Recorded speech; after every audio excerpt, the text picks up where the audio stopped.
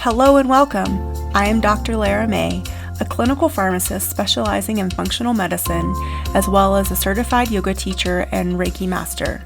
I run a truly integrative health coaching practice encompassing functional medicine lab testing, yoga and meditation, and a sprinkling of Reiki energy medicine. Join me here on Light Body Radio to break through your health plateau and come into alignment with your natural vitality.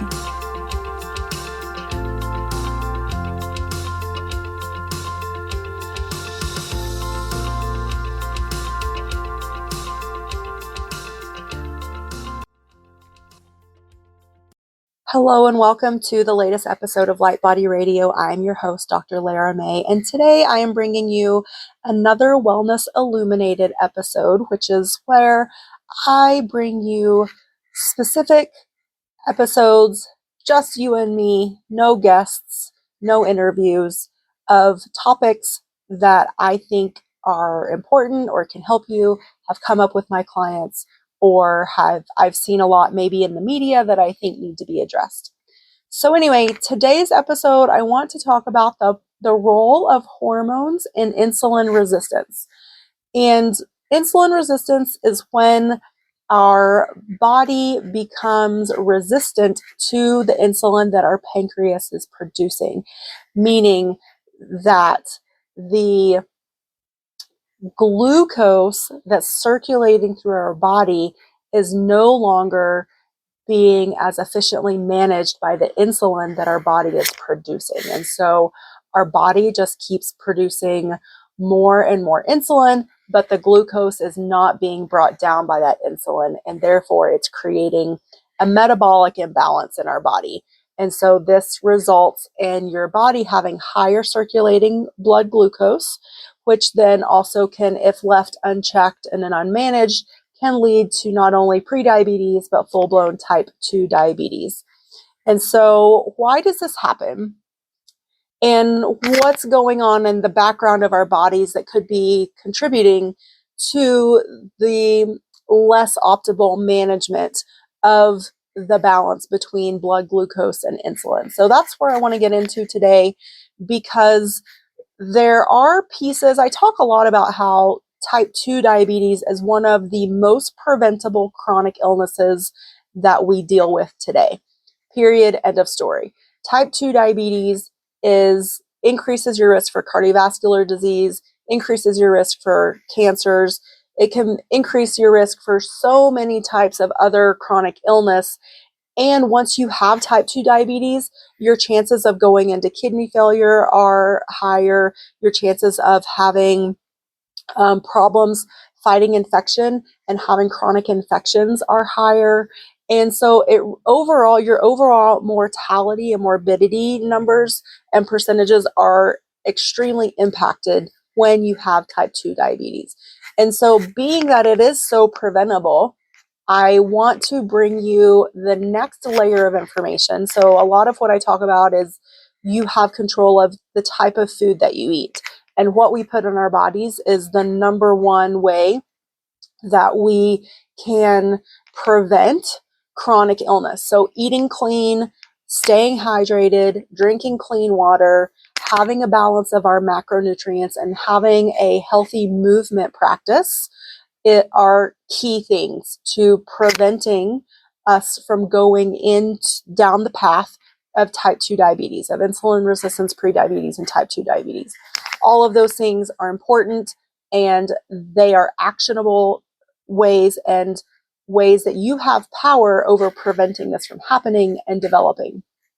However, there are also things that are happening in our body as we age, and depending on if we're male or female, that can definitely impact sort of how the deck is stacked for us or against us. So that's what I want to get into today. So let's get into it. So I want to start with estrogen, and estradiol is the active form of estrogen in the body. So your body has different forms of estrogens. So estrogens is the group, but estradiol is the active form. And so estrogens definitely play a significant role in modulating insulin sensitivity and resistance in our body.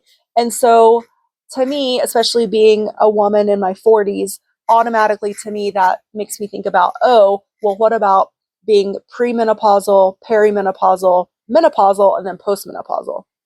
So, as women, because we have cyclical hormones, then obviously where we are within our hormone cycle, not only like within your cycle of each month, but then your life cycle, obviously this is going to have an effect.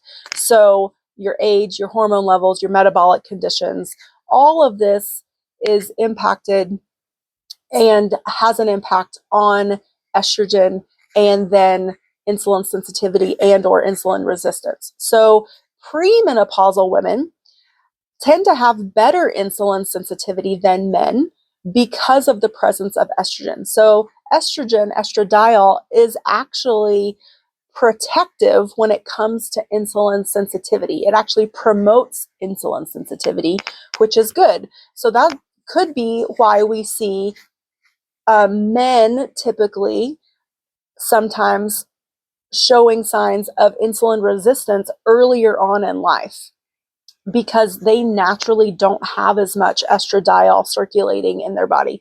All men do have some estradiol, but obviously not as much as women. And so estrogen actually helps maintain glucose balance or glucose homeostasis by promoting the uptake of glucose in the muscles and fat tissue. It enhances insulin receptor sensitivity. So again, it enhances that sensitivity of the insulin, making cells more responsive to insulin, meaning that it's going to grab onto that glucose and take it where it needs to go. And it also reduces hepatic or liver glucose production, which helps lower blood glucose levels. So one of the pieces of this is how much glucose is your liver pumping out. And so a lot of times when we see fatty liver, then we will also see, in conjunction with fatty liver, we'll see insulin resistance or some, glucose mismanagement happening in the body. So these are all things to be aware of. So we actually, I feel like sometimes as, women, and when we think about hormones, we're often told a lot about sort of the downside of things. But in this case, estradiol and the balance of our estrogen when we're premenopausal is actually working in our favor. So this is a good thing. But as we age and as we start going into perimenopause and then menopause, our estrogen in female bodies declines. And with that decline comes increased insulin resistance. So when our estrogen levels drop, this leads to a higher risk of developing type 2 diabetes. And so when the estrogen declines, you will have a reduced insulin sensitivity, meaning it won't grab onto that glucose as well. And so you'll have an increased circulation of blood glucose circulating through the body.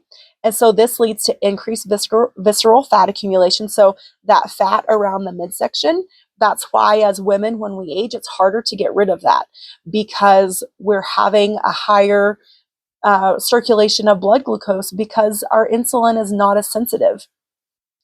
And so if you're seeing this, middle section becoming harder to manage, then that is a sign of a change in your insulin sensitivity and your glucose management. And even if you go to the doctor and they do your blood work and they tell you you're fine and they tell you you're normal, I would question that, and I would look at it deeper and with a more specific eye, because your body is already telling you something if you can't get rid of that fat around your middle. And this happens to so many of us, if not all of us, at some point. And so it's just a matter of, okay, what do I need to do to help my body be more sensitive and to optimize this metabolic piece? And so you'll often find that you also have higher fasting blood glucose or impaired glucose tolerance. And again, when we go to our Western medicine or allopathic practitioners, we are taught as the practitioner, so I'm going to switch hats here, come forward as your Western medicine practitioner, as being a clinical pharmacist. We're taught that as long as your blood glucose is less than 126, then you're fine. But in reality, if your fasting blood glucose is floating around greater than 100, that's really too high. Like, think about, like, you haven't had anything to eat, and yet your blood glucose level is above 100 without any food in the mix of this picture. Then that means that where is all that extra glucose coming from? That usually means that your liver is pumping it out. Why is it pumping it out? So we need to start asking ourselves these questions of, what's going on with my body that it is having this response? Is it too much cortisol, which is the stress hormone, or is something else happening? Maybe my estrogen is declining. So have I had my hormones tested at all, ever? Because most of us haven't until we get to the point of having menopausal symptoms. So these are things that I'm bringing forward because I want you to start asking yourself questions and then advocating for yourself with your practitioners. And if you get pushback from your practitioners, then it's time to find a new one, because being aware of these things earlier on, meaning like when we're maybe, even if you're not menopausal, but you're noticing these changes in your body, then that means there's something that's changing metabolically and it needs to be investigated. Because all of this leads back to the increased instances of obesity. And we know that that's, off the charts high in the US and in the Western world. And we just most of the time brush it off to think it's like, well, let's diet and exercise. But there's more to this picture than calories in and calories out. And that's why I want to bring you this information, because it is important. And I think if, as practitioners, we start testing and looking at these numbers earlier on, then we can track trends and we can catch it earlier. We can intervene earlier. We can teach our clients and the public about it earlier. And then therefore we can have more control and have better outcomes. And we can choose to make different choices earlier for our benefit. So that's my soapbox. So, all right. So moving on. So the next piece of this is, if you are perimenopausal or postmenopausal, or even, even if you're not, because I was one of those females that my cycle was never normal. And the solution that was thrown at me was birth control. Here, just take some birth control. It'll fix it. And lo and behold, it never actually did fix it.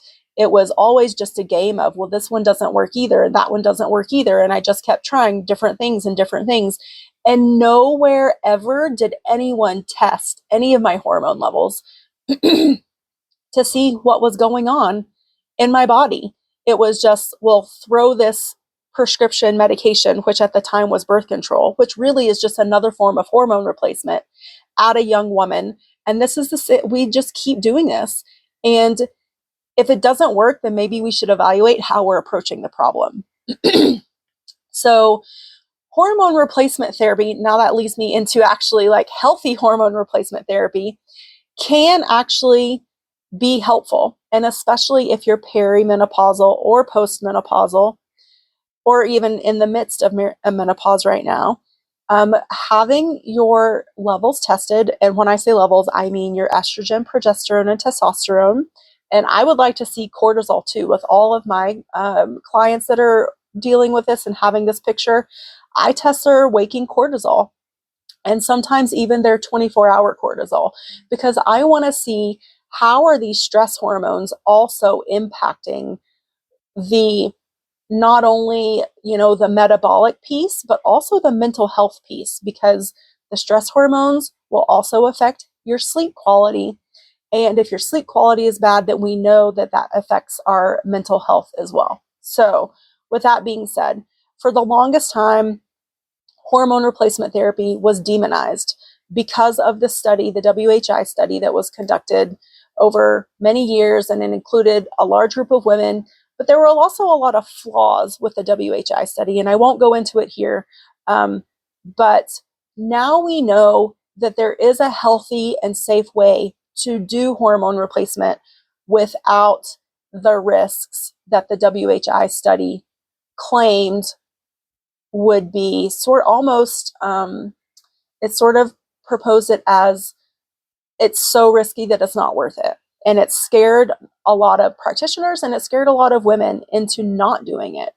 And I think because of that, we've had these metabolic consequences that are totally preventable and treatable with the right type of hormone replacement. So I'm just going to say bioidentical hormones are safe. They should be personalized and dosed according to where you are within the spectrum of the ranges and your symptom presentation. So it's not a one size fits all. If you go to a practitioner and they're just like, here, take this Premarin and you'll be fine, that is an absolute no with an exclamation point, because Premarin is a conjugated equine estrogen, and those are the estrogens. Those conjugated synthetic estrogens are the ones that are known to increase your risk of different types of cancer. So I would stay away from anything that's conjugated or synthetic. If you want to explore hormone replacement therapy, focus on bioidenticals. Find a practitioner that can and is willing and is good at bioidentical hormone replacement therapy. And that should include estradiol, progesterone, and testosterone for women. All three. If that's not what you're getting when you go to your practitioner, then it's time to start asking questions, and ask questions politely and constructively and from a place of curiosity, not from judgment and making assumptions about your practitioner, because I think we're all out there doing the best that we can with the knowledge and the tools that we have. It's just about finding those practitioners that have kept up on the research and are curious and also want to improve their practice and their outcomes with their patients as well. And so that's where I'll leave the hormone replacement therapy conversation there for now. And if you guys want me to do a deep dive in HRT, I'm happy to. Just please respond in the comments or send me an email if you want to hear more about that. I'm happy to deep dive into that. But I want to keep moving forward with all the another impact of estrogen is fat distribution. So estrogen influences where fat is stored in the body. So higher estrogen levels promote subcutaneous fat storage. What does that mean? That means under the skin. So subcutaneous means under the skin. And so the estrogen promotes this under the skin fat storage, which is less harmful metabolically to visceral fat. So after menopause, when estrogen declines, there's a shift towards visceral fat storage because your estrogen is declining, right? And so again, and this becomes sort of a downstream cascade, self-fulfilling prophecy. Your estrogen declines, you have more visceral fat, which is the harmful fat that leads to increased cardiovascular events and poor metabolic health and more insulin resistance and more metabolic issues. And the more fat you accumulate, the more that this leads to more fat storage. So it's important to understand that if you're feeling like it just keeps getting worse and there's nothing that you're doing is helping, it's not just in your head. This is part of the metabolic sort of progress of declining estrogen as we age. However, you can have healthy estrogen supplementation and rebalancing of your levels, and understanding that this is happening, I think also helps us be a little bit more gentle with ourselves. I think as women, and especially because of the impact of media and even what, allopathic medicine tells us, we really get hard on ourselves and we beat up on ourselves and we think something's wrong with me. I must not be doing it right. But whatever I try, nothing works. And so we get, distraught, defeated, and apathetic. And I think a lot of us just say F it and think, well, this is just how it's going to be. And so we just resign ourselves to that ever increasing medicine cabinet full of prescription medicines and a ever decreasing quality of life and an ever decreasing, quality of health.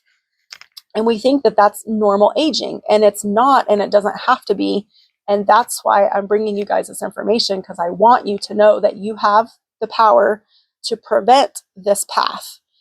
And it just takes a little bit of awareness and of a very superficial information, because this is definitely not a deep dive. These are literally just bullet points, even though I might be rambling at this point, but I think it's important. And so the next piece of estrogen is that estrogen has anti-inflammatory effects, which again protect against insulin resistance. So when our estrogen levels are low, then we have increased inflammation, increased oxidative stress, impaired insulin signaling, and then this creates insulin resistance, which then can again go into prediabetes and type 2 diabetes. So I want us to realize how protective estrogen is for our bodies, and it is for men as well, but just at a different level, and how the changes in these levels of hormones affect our body metabolically. And it's something that we've seen and felt and dealt with for years and years, but I don't think our medical community has been very good at teaching us about what they do, how they do it, and how it affects things, and how we see it manifest in our physical bodies and then in our lives. And so let's see, where am I on time? Because I do like to keep these episodes short, but I also wanted to tell you about testosterone and progesterone too. So testosterone, I'm at 20 minutes, so I'm going to keep going. Testosterone also plays a significant role in insulin resistance, and its effects differ in men and women. So like estrogen, the influence of testosterone on insulin sensitivity is complex, and it depends on other factors like your sex that you were born with, your hormone levels, and your metabolic health. So in women, higher testosterone levels, excess testosterone levels often are linked to conditions like polycystic ovary syndrome, or PCOS, which is strongly associated with insulin resistance. So this is where, if you're a female out there and you're premenopausal, you're still cycling, you're of childbearing age, you might be dealing with some insulin resistance, and this could be linked back to an excess testosterone level and or PCOS. So if you're struggling with increased visceral fat accumulation as a premenopausal woman, if you already have higher fasting blood sugar or impaired glucose metabolism, then I would ask your physician for some hormone testing. You want to know, is my testosterone level high? Is my estrogen level low? If so, it's fixable. We can approach it with supplementation with HRT, but then we can also look a little deeper and see, like, where is this inflammation coming from? And how can we help balance it back out and alleviate the inflammation that is leading to the expression of these symptoms and this change in the hormones. So while this is less common, it's also a possibility. So I'm going to throw this out here too. Low testosterone in women can also affect metabolism. So adequate levels of testosterone in women help maintain lean muscle mass. The more muscle mass you have, the better your metabolism, your glucose management is going to be. So when you have a healthy amount of lean muscle mass, you're also going to have better insulin sensitivity. So the relationship between low testosterone and insulin resistance can be less sort of obvious, but it is still important. And so if you find yourself actually, like exercising a fair amount, but you're still struggling with some metabolic issues, then again, I would get your levels tested, because maybe your body is not making enough testosterone. And I can tell you from personal experience, I have had both low estrogen and low testosterone. And essentially my body also stopped making cortisol. So on paper, you could classify that as, full on adrenal exhaustion. But it's important to know that these hormones have an impact. They can work for you, they can work against you, but you're not going to know what's happening if you don't know where you are and you don't have your levels tested. So I would encourage you that if any of this is ringing true, or you feel like, oh, that could be me, then, get yourself tested. It's very inexpensive. It's super easy. And again, knowledge is power. The more we know, the more we can be intentional about what we're choosing for ourselves and for our life. And so the last piece of this is progesterone. And progesterone can reduce insulin sensitivity, particularly in certain phases of the menstrual cycle or pregnancy. So it tends to make cells less responsive to insulin, which can lead to increased blood glucose levels. So this effect is part of the body's natural regulation of energy balance, and especially when preparing for potential pregnancy. So that's also important to keep in mind if you're a woman out there looking to get pregnant or want to get pregnant. Obviously, pregnancy completely changes our hormone balance because, our body is growing a new human inside of us. And so some of these changes are completely natural and normal. And once you've had the baby and you're postpartum, then these things should start, going back and rebalancing themselves. But again, if you go for a certain amount of time postpartum and you're still having struggles with weight or glucose management, then it's time to get your levels tested and see if maybe things aren't renormalizing at the rate that maybe they should, or if there's other things you can do for yourself to maybe, look into that stress response and to help yourself rebalance. So estrogen and progesterone work together to modulate insulin sensitivity during the menstrual cycle. And so while estrogen tends to improve insulin sensitivity, the rise in progesterone during the luteal phase can counteract some of these effects, leading to a temporary shift towards higher insulin resistance. So, if you're a menstruating woman, then if you decide to have your hormones tested, then where you are in your cycle will definitely be important. So, especially if you're wanting to track your numbers.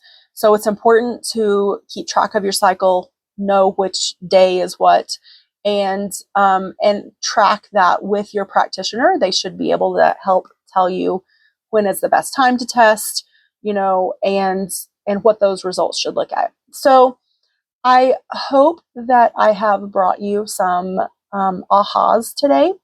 And I hope I've triggered your brain to start asking some questions and to maybe think about things a little different for your glucose management, your metabolism, where you are in life, where you are metabolically, where you want to be, and, where's that gap and what can you do to bridge that gap.